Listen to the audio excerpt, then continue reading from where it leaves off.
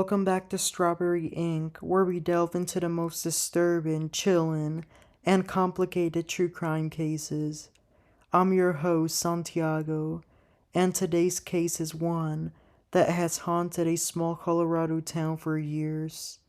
It's a story of a father, a son, and a mystery that would unravel slowly, marking one of the most contentious and heart-wrenching cases in recent history. On November 18, 2012, 13-year-old Dylan Redwine, who lived with his mother in Colorado Springs, vanished without a trace while visiting his father, Mark Redwine, in Vallecito, Colorado. What followed was a battle between a broken family, a relentless search for answers, and a father who would become the prime suspect in a case that seemed impossible to solve. Dylan Redwine was in the midst of a custody battle between his parents. He had gone to visit his father for Thanksgiving but never returned. Mark Redwine claimed that his son had left the house after an argument, but no one could find any trace of Dylan. The argument was silly.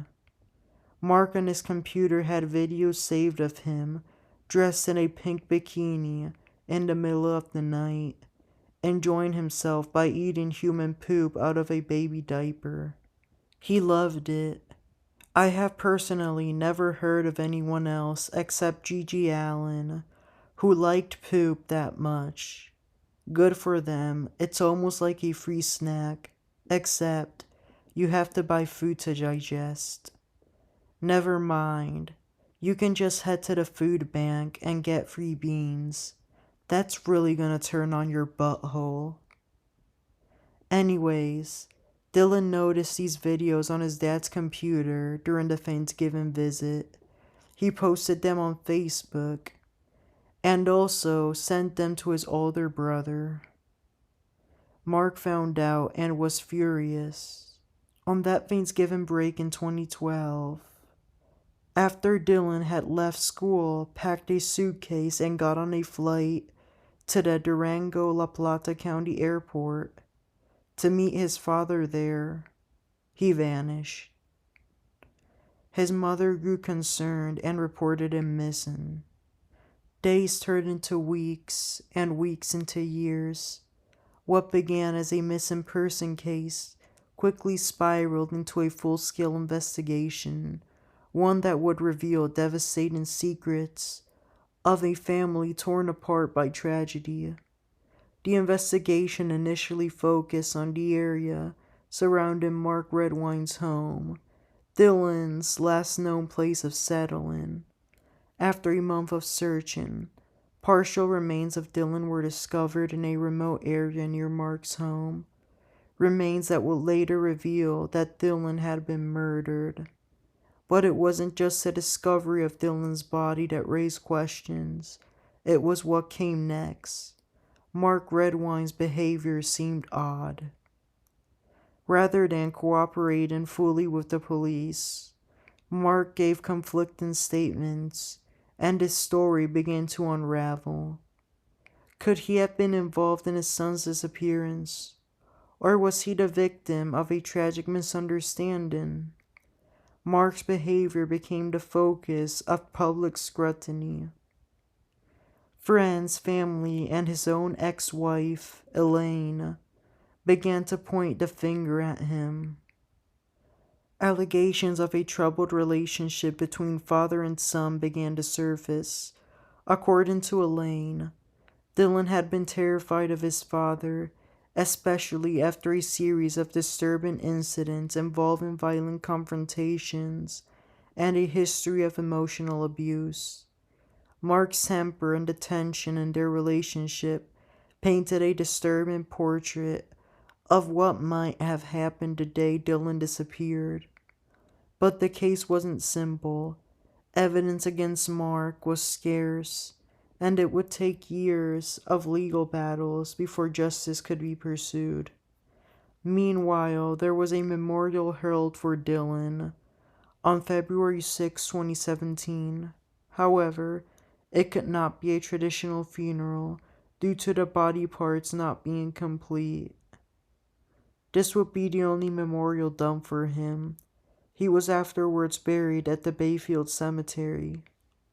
Also in 2017, after years of investigation, Mark Redwine was officially tied to the murder and abuse of his son Dylan. This occurred after a police dog located some of Dylan's remains near Mark's home and in his laundry machine. He was tied to a criminal probe within the state of Colorado. Deputy DA Matthew Durkin presented this probe to a grand jury in La Plata County. This grand jury indicted Mark Redwine on 2 felonies, second-degree abuse and second-degree murder. DA Durkin unsealed the indictment and appointed another deputy DA, Fred Johnson, to prosecute the case. While the charges were filed, Mark was traveling, pursuing his truck driving job. He was tracked down and arrested on a Bellingham, Washington highway. Mark was afterwards processed at the Bellingham police station and booked into the Whatcom County Jail. The arrest occurred on July 22, 2017. 2 days later, Mark appeared before Whatcom County Superior Court Commissioner Jonathan Richardson. He appeared for the court docket virtually from the jail. Standing beside public defender Emily Bestchen, Whatcom County Prosecutor Eric Ritchie asked the commissioner to set a bond, which would ensure that Mark Redwine would remain in custody awaiting extradition. Commissioner Richardson set that bond to $1 million. Mark would remain in jail until his next hearing, where he would choose to either waive or fight his extradition. That hearing was delayed at least once, but would be held days later. Before Whatcom County Superior Court Judge Raquel Montaya Lewis, Mark waived extradition and was afterwards transported back to Colorado. He was driven there by the La Plata County Sheriff's Office, who took him to their headquarters to process him, and then to the final stop for the time being, the La Plata County Detention Center. Mark was arraigned by Chief Judge Jeffrey Wilson and pleaded not guilty. He was assigned to public defender Justin Bogan to represent him. The prosecution argued that Mark had killed Dylan, either during or after a fight, though they had no solid evidence linking Mark to the crime. The case was scheduled to go to trial in October 2020.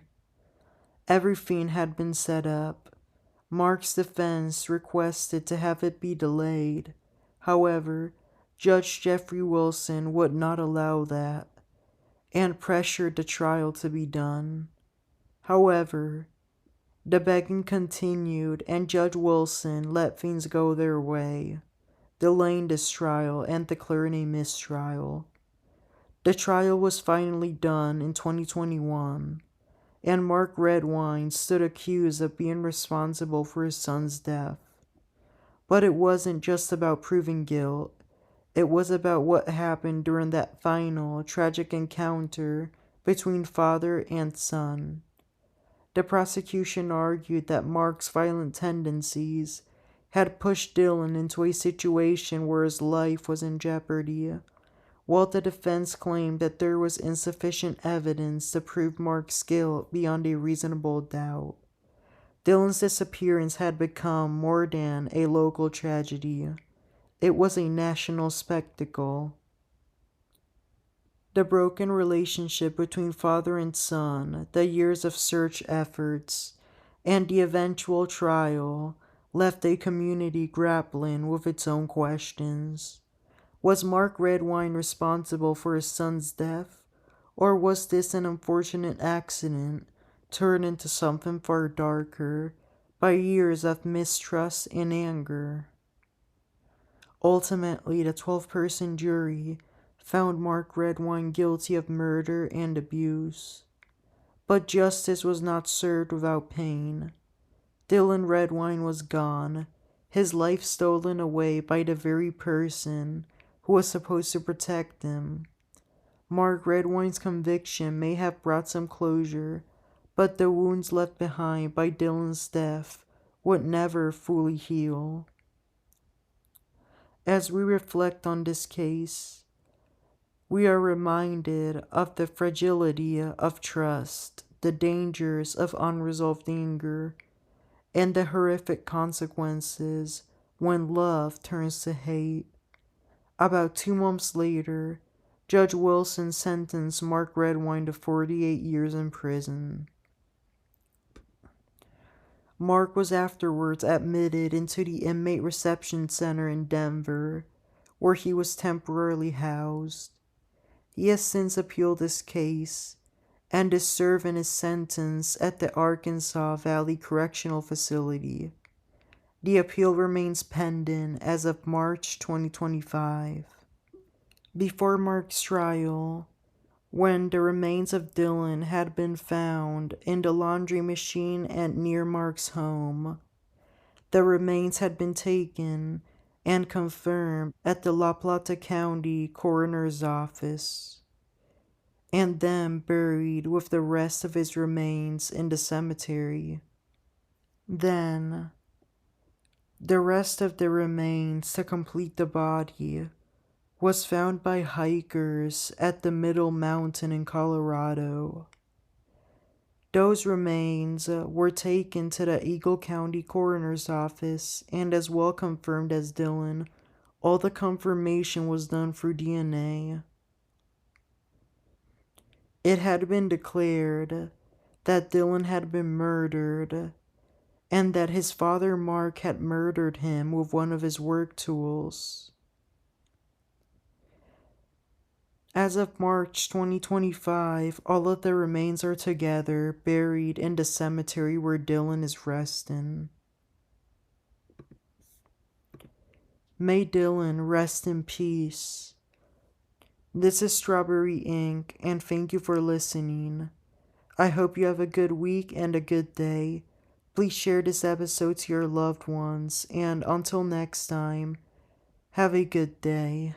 Goodbye.